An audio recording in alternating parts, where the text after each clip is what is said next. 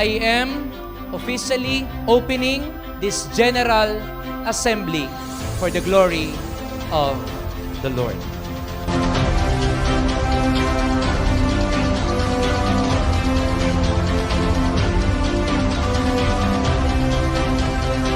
I have witnessed firsthand the profound impact of compassionate leadership.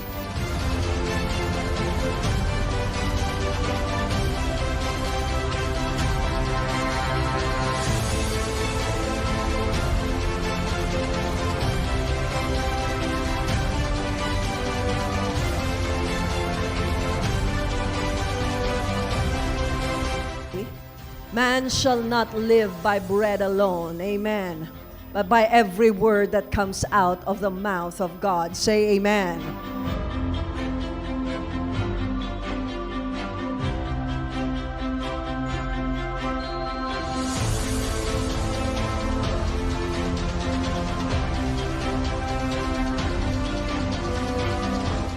Ang World Council ay kinilala ng iba't ibang bansa as the most disciplined international organization of the year.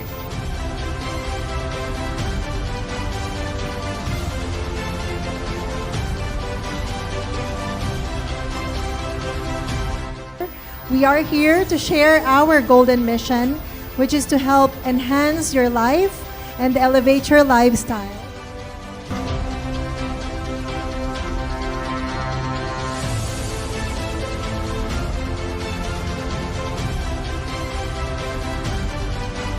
Dignitary Visaya member, Dangal ng Bayan, Pilipino ako, sa Diyos ang papuri.